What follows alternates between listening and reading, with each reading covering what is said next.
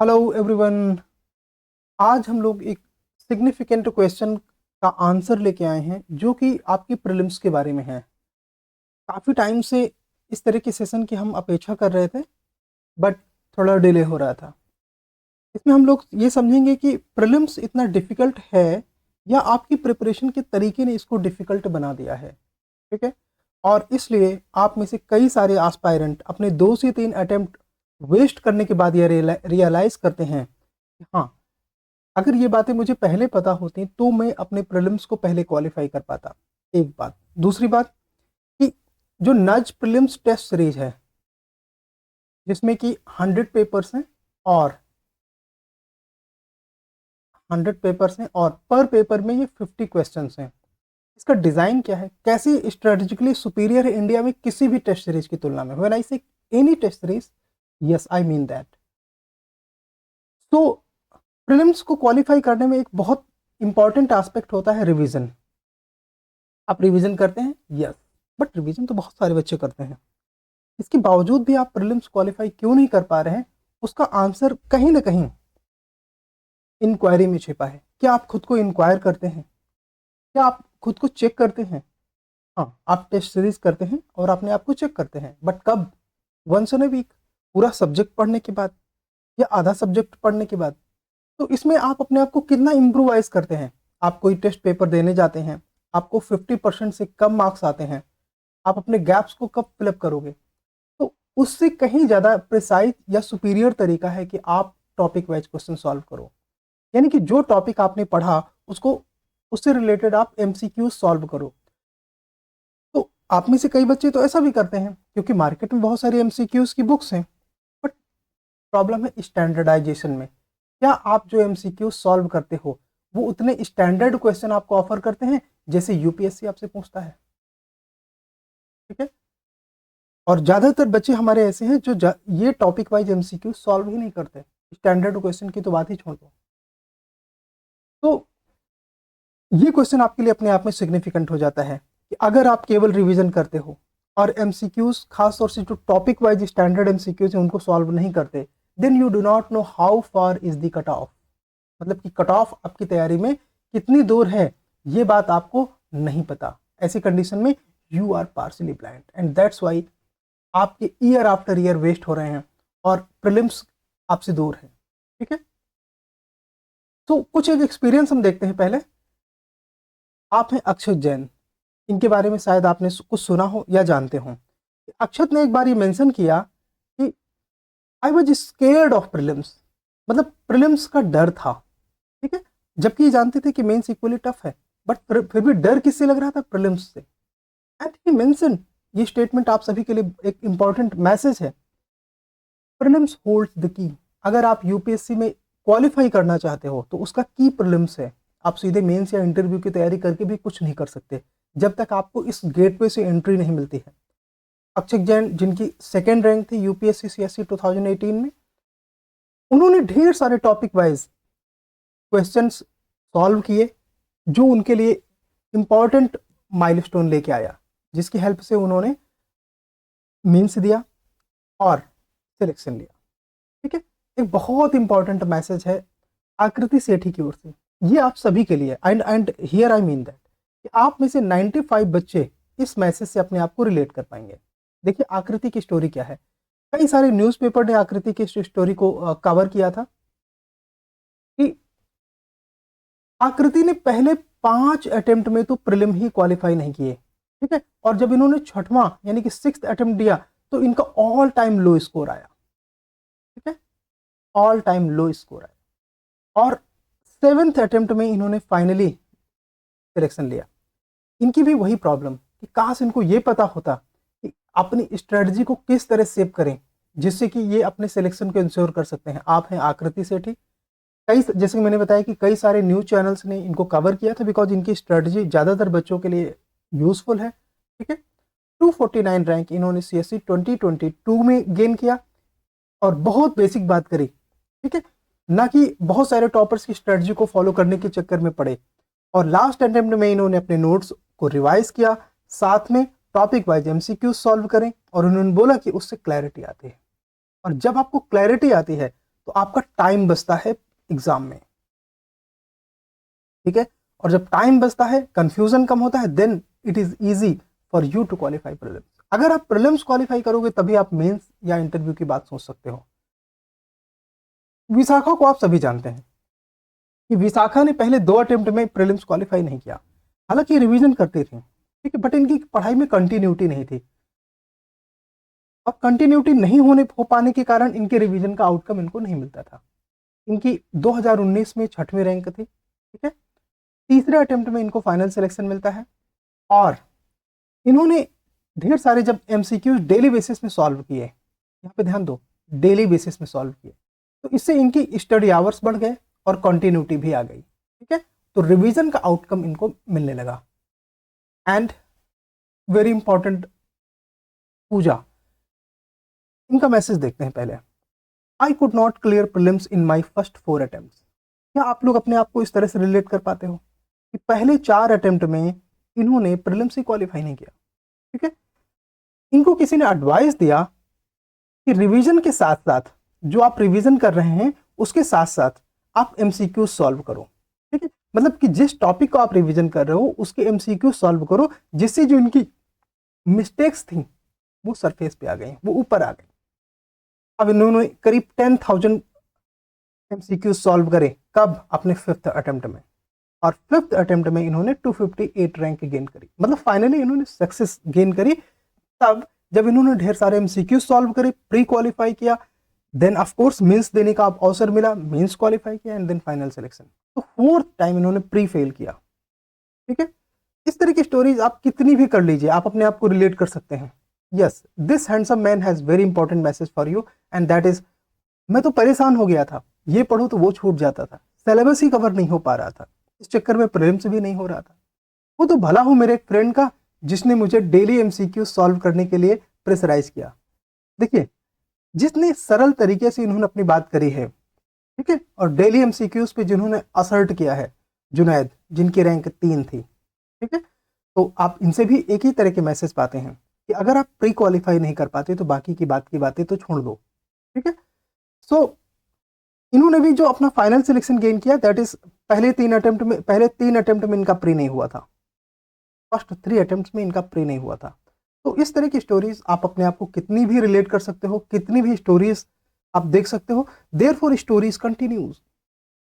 And as you know कि करीब करीब 4,600 बच्चे ऐसे हैं, ये एक एवरेज है, नॉट किसी एक साल का नहीं है, बल्कि जब आप लास्ट 4-5 ईयर का देखते हैं तो उसके हिसाब से ये एक एवरेज है। करीब 4600 बच्चे ऐसे हैं जो प्री फेल करते हैं, प्री क्वालिफाई नहीं कर पाते। कितने नंबर से? 1 नंबर से, या 0 से लेकर 0.9 मार्क्स तक, 1 नंबर या 1 से कम। इतने कम डिफरेंस में कई बच्चे ऐसे हैं जो अपना प्री क्वालिफाई ही नहीं करते एंटायर लाइफ, ठीक है। एंड नियरली 50,000 कैंडिडेट ऐसे हैं जो कि अपना प्री फेल करते हैं, सिविल सर्विसेज प्रीलिम्स को फेल करते हैं करीब 5 नंबर से या कम से। तो अगर आप पाते हैं तो इन्हीं में से आपका भी शायद स्थान आता है कि आप भी अपना प्रीलिम्स करीब 4-5 नंबर से नहीं क्वालिफाई कर पा रहे हैं, एंड उन 50,000 बच्चों में है जो कभी भी प्री क्वालिफाई कर सकते हैं अगर वो अपनी चीजों को थोड़ा सा रैशनलाइज करें, रेगुलेट करें, ठीक है। अगर आप रेगुलेट करेंगे चीजों को, आपके प्री क्वालिफाई करने के चांसेस अपने आप में बढ़ जाएंगे। और इसके लिए जरूरी यह है कि आप, एक और बात, कि नियरली 15,000 बच्चे ऐसे हैं, 15,000 बच्चे जो मेंस अपीयर करते हैं हर साल, और उन सब में एक कॉमन बात है। देखो, स्ट्रेटजीज में सबकी कुछ ना कुछ स्ट्रेटजी डिफरेंट है, कोई स्ट्रेटजी पूरी तरह सही नहीं है, कोई स्ट्रेटजी पूरी तरह गलत नहीं है, बट जो बातें कॉमन है वो ये कि राइट गाइडेंस का ये मतलब है कि आप राइट सोर्सेस को पढ़ें, उनका रेगुलर रिवीजन करें, देयरफॉर मल्टीपल रिवीजन। इतना तो करीब 1 लाख से ज्यादा बच्चे करते ही हैं हर साल, लेकिन इनमें से करीब 20 से 25 हजार बच्चे ऐसे हैं जो कि टॉपिक वाइज एमसीक्यूज भी सॉल्व करते हैं, एंड मोस्टली 95% इन 15,000 में वो हैं जो रिवीजन के साथ साथ अपने टॉपिक वाइज एमसीक्यू सॉल्व करते हैं।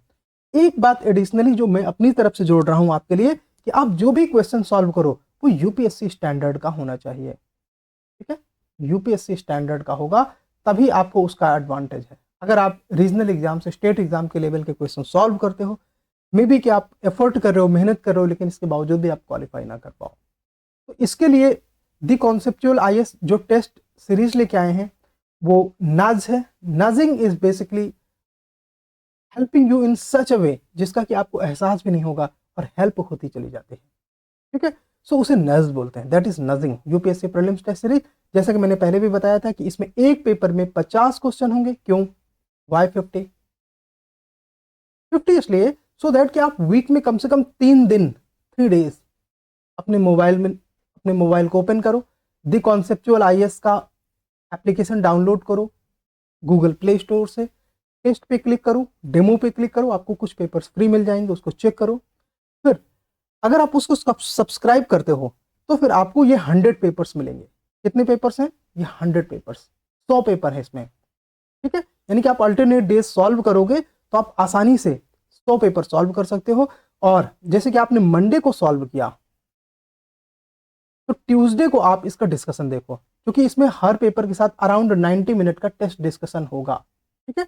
वो एप्लीकेशन पे भी अवेलेबल होगा एंड उनमें से कुछ जो है वो यूट्यूब पर भी अवेलेबल होंगे। आपको एडवाइस दी जाती है कि आप बिना किसी बफरिंग के इजी वे में एप्लीकेशन पे उन वीडियोस को देखें साथ में। तो इस तरह से एक दिन आप टेस्ट अटेम्प्ट करो, दूसरे दिन आप उसका डिस्कशन वीडियो देखो। तो इस तरह से आप डेली करीब 1 से 1.5 घंटे का अगर समय निकालते हैं, ठीक है, 1 से 1.5 घंटे का आप समय निकालते हैं तो आप अपने प्रीलिम के लिए अपने आप को स्ट्रीमलाइन करेंगे। और बाकी कोशिश करो कि 6 से 8 घंटे डेली पढ़ते रहो, 1 से 2 घंटे करंट अफेयर्स, न्यूज़पेपर, इन सबको दो। अब इसका डिजाइन देखते हैं कि नज़्म में है क्या क्या। इसमें करीब 5000 से ज्यादा आपको क्वेश्चन मिलेंगे, जिसमें कि पॉलिटी के करीब 850 question, history and Indian society के करीब 1150 एमसीक्यूज हैं, ज्योग्राफी एंड मैपिंग के 750 एमसीक्यूज हैं, इकोनॉमी, बजट एंड सर्वे के करीब 1050 एमसीक्यूज हैं, एनवायरनमेंट के 650, साइंस एंड टेक के 650, करंट अफेयर्स के 500 एमसीक्यूज। ये इसका डिजाइन है। तो ये क्वेश्चन, इतने नंबर ऑफ क्वेश्चन हमने कैसे डिसाइड किए?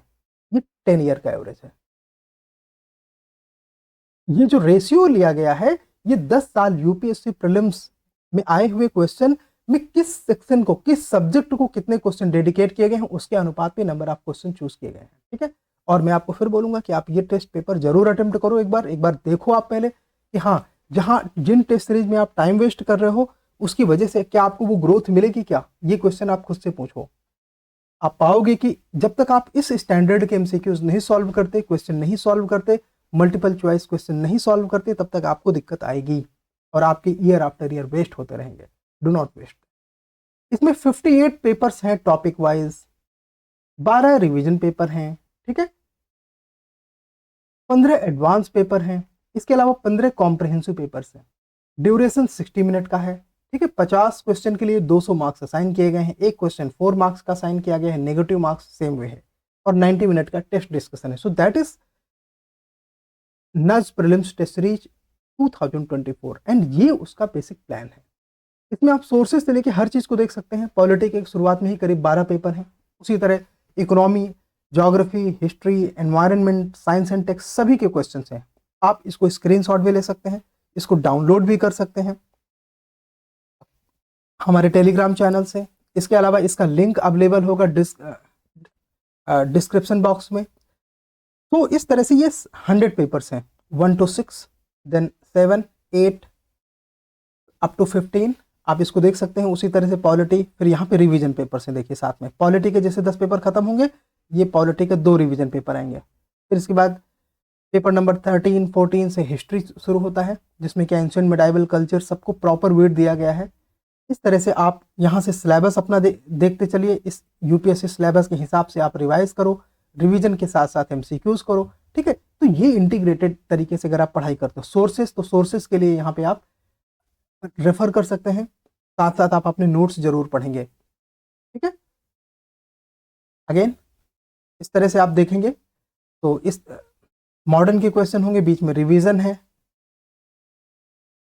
फिर ज्योग्राफी है, एंड इसके अलावा अगेन ज्योग्राफी के पेपर्स हैं, रिवीजन पेपर्स हैं, देन इकोनॉमी।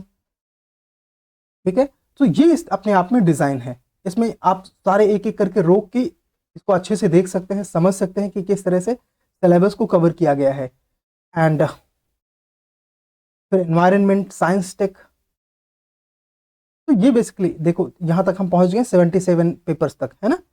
और मई के पहले ही कोशिश करिए कि आप ये सारे टेस्ट पेपर अटेम्प्ट करिए। ठीक है, तो इस तरह से ये 100 पेपर्स हैं। यहाँ पे एडवांस पेपर लास्ट में है और सबसे लास्ट में है कॉम्प्रिहेंसिव पेपर्स। ये यहाँ पे करीब 15 पेपर अपने आप में हैं। ठीक है, तो इनको इस तरह से आप सॉल्व करो।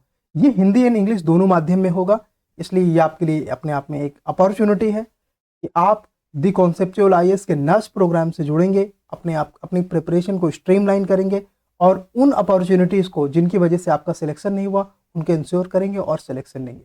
तो थैंक यू सो मच।